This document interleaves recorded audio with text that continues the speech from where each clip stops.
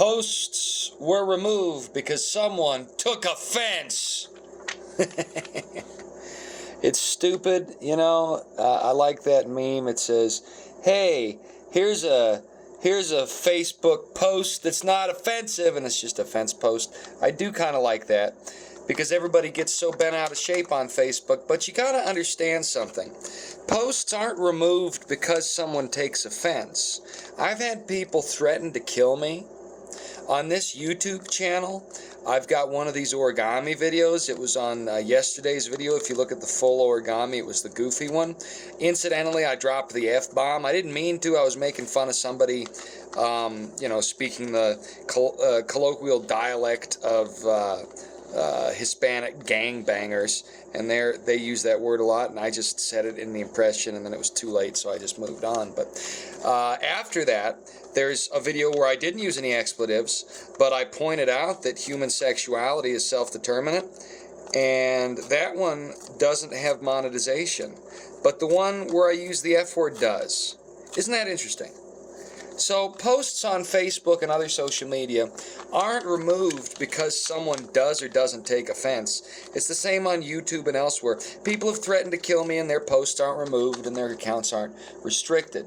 Posts are removed on Facebook and elsewhere not owing to offense, but because something is said which counters the narrative, and not only counters the narrative, but in a way that is compelling enough that the truth of the narrative's inconsistency and inadequacy is made full manifest. It's not that someone's offended, it's that what you said shows that those in control are lying. And it does so in a way that they find to be a threat to their deception. So when you do that, your posts are demonetized, you're shadow banned on YouTube. Suddenly you can't get full monetization on videos, and the list goes on.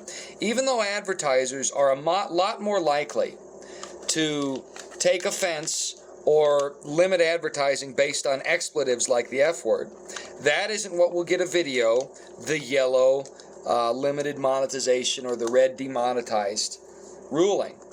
But if you say something against the ideology that human perversity is self-determinant, you're in trouble. This video you're watching, it's probably not going to make me any money, because I know that human sexuality, except for the biological imperative, is self-determinant.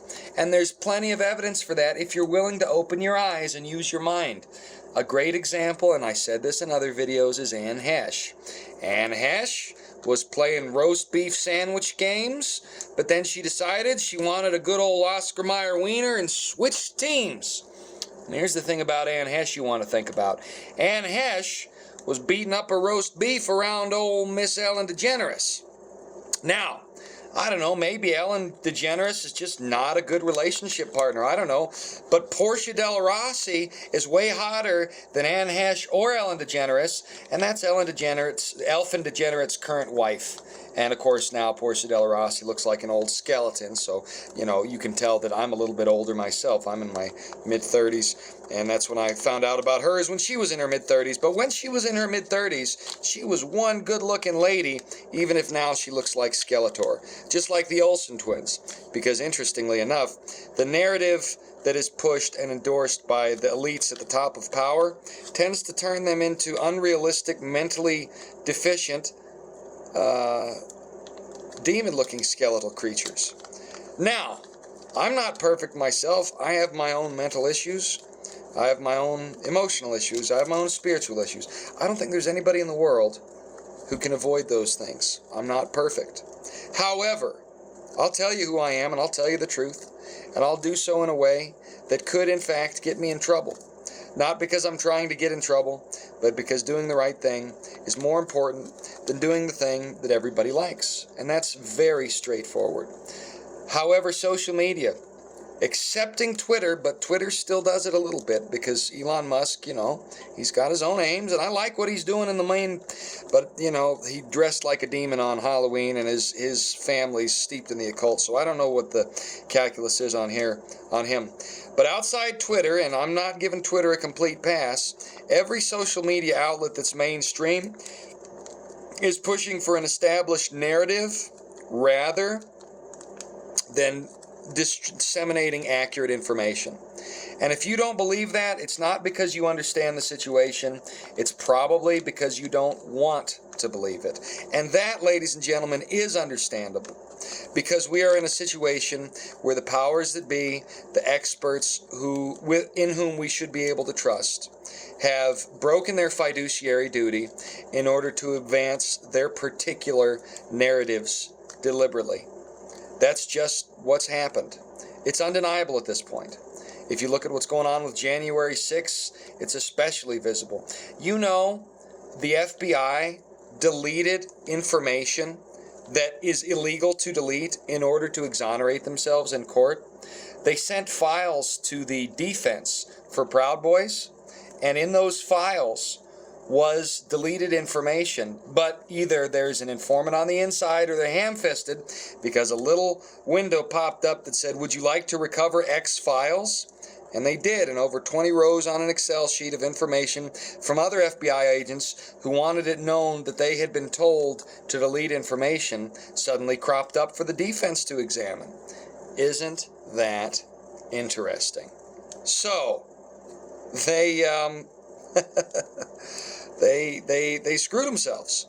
And they did that on the Whitmer case too, and one of the FBI agents involved trying to get that poor, nigh homeless, crazy pothead to attack Gretchen Whitmer. One of those guys got in trouble for beating his wife. And where did he get in trouble for beating his wife at? Why, a sex party. These people are degenerates. They're elfin degenerates. Sexually, ideologically, morally, they're degenerates. They are the inmates who have gained control of the asylum. And make no mistake, they have no intention of relinquishing that control unless they are liquidated from the time-space continuum in terms of life, or unless they are put behind bars after what they have done is revealed. Now, many of them won't allow themselves to be put behind bars.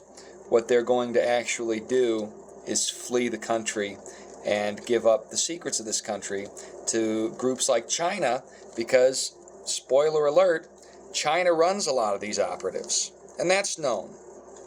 These things are all coming out. I've known them for years, not because I'm wise. I'm not some brilliant dude. It's because I know Jesus. And when you know Jesus, Jesus gives you the information you need to discern truth from fiction. And the truth is, we have a lot of fiction to handle in this crazy, mixed-up world we're in. And understanding where the lies are and where the truth is, not an easy thing. You need to follow Christ. Fear of God is the beginning of all wisdom. Now, what is fear of God? Is it jumping behind a tree when you see a shadow in front of you because you're scared God's going to zap you? No, that's just fear. Fear of God is the same as, say you got a dad, right? And you love your dad, but you broke a window. Now you're afraid of what he's going to do. Now, do you think that father is going to kill you for breaking that window? No, but if you tried to hide it from him, he would have to hold you account for trying to hide it from him, wouldn't he? It's not about the window. It's about you developing into the kind of person you need to be as an adult. That's what it's about.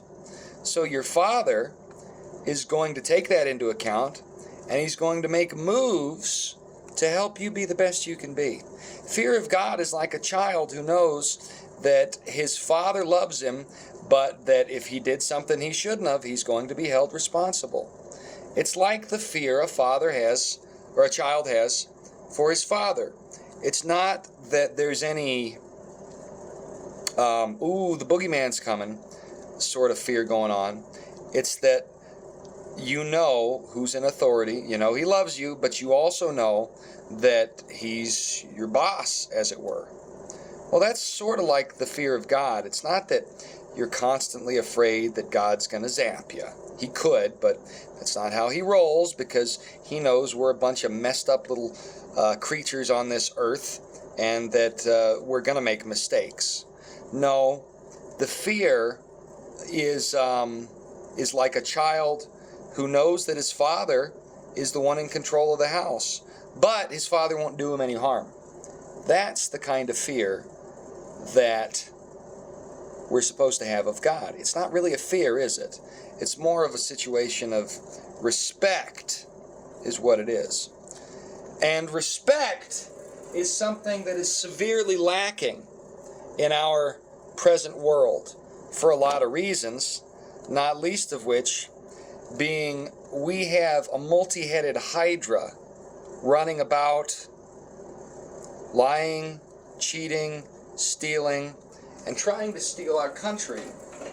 And the way it does it oftentimes has to do with infiltration.